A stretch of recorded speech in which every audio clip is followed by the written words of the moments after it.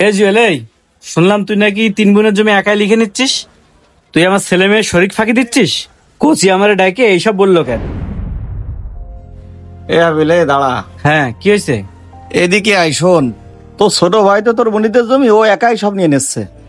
বুঝলাম না, তুমি কি উল্টো পাল্টা বলতেছো? আরে তোর ভাই তো আমারে ও কইলো। 3 বোনের জমি একাই নেবে? দাঁড়াও, আমি এখনই যাচ্ছি। যত সব ফাজলামি শুরু করেছে। যাক, কথাটা কতি পেরে নিজেরা খুব হালকা মনে আসছে। তুই এই কথা কোচি ভাইরে কোসনি?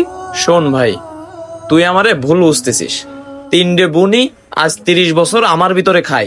আমি তো আমার বুনিকের কইনি যে তোরা জমি আমারে দে। তুই বলতেছিস তুই জমি চাসনি, আবার তুই জমি নিচ্ছিস, আবার তুই সুদ দিচ্ছিস, বুনেদের 30 বছর খাওয়াইছিস। তাহলে কি তুই এতদিন জমির লোভে বুনিকে খাতে দিছিস? তুই আমার কথা শোন, তুই আমারে উল্টো পাল্টা কথা কবি না। আমি কি তোর একবারও কইছি যে তোর জমি আমি নেব? তুই যদি বুনিকের জমি টাকাতে কিনতে না পারিস তাহলে আমি নেব। আমি তো জোর করে নিচ্ছি না। এই শোন, আমার ছেলেবেলাকে এসে বলেছে যে ফুফুকের জমি কিনতে পারবে না।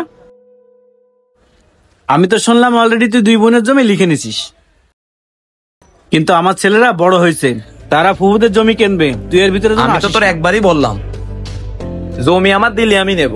তোরা যদি বড় বোনের কাছ থেকে নিতে পারিস তাহলে যাই নে, আমার কাছে এসে বকবক করতেছিস কেন?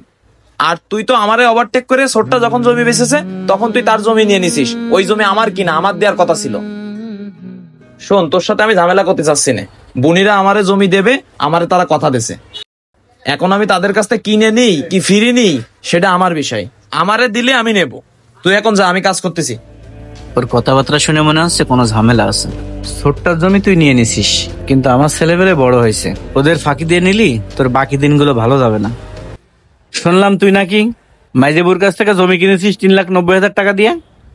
তুই তো ওই বুন্ডারে ঠগাইছিস, আর এখন তুই আমার বাস দেওয়ার চেষ্টা করতেছিস।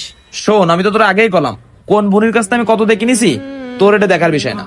আর তুই এই জায়গায় দাঁড়ায় আমার সাথে বকর বকর করতেছিস কেন? তোর তাকে জমি নেওয়ার দরকার, তুই বড় বুনির বাসায় যা। তারা যদি তোর জমি দেয় তাহলে তুই নে। আমি নেবো, তা তুই ওই জায়গায় জমির দাম বেশি কইছিস কেন? আন্দাজে কথা কইস নে, আমি জমির দাম কইছি, তোর কইস কিটা? তুই তো জমি নেওয়ার জন্য পাগল হয়ে গেছিস, আমি মনে হচ্ছে জানি না। তুই যে তোর ভাইপোদের শরীর ফাঁকি দিতে যাচ্ছিস জেদ করে, মরার পরে আল্লাহর কাছে যে তুই কি জবাব দিবি সেটা আমি বুঝবা না। আমি মরে যাওয়ার পর তোর আমার খাটিয়াও ধরতে আসবি না। আমারে যখন ফাঁকি দিছিস তখন এসব কথা মনে ছিল না? আমার শেষ কথা, জমি আমারে দিলে আমি নেব। বারবার এক কথা করছিস। এই তোর ফাঁকি দিছে কিটা? আমি যে জমিটা ছোটর কাছ থেকে কিনেছি, ওই জমি ও বাইরে বেচে দেবে, তাও তোরে দেবে না। তাহলে তোরে ফাঁকি দিলাম কোন জায়গায়? বরংস তুই যদি 3 বোনের জমি একা নিস, তাহলে তুই আমার ছেলেবেলের ঠকাচ্ছিস, আমার বোনেরও আমার ছেলেবেলের ঠকাচ্ছে। শোন, জমি মানেই জম, মরার পরে কোনো উত্তর দিতে পারবি না, কিন্তু এখনো সময় আছে। মহিলাদের কথাবার্তা শোনা বাদ দে। শোন, তুই যত কথাই কইস, জমি আমারে দিলে আমি নেব। তুই এখন যা।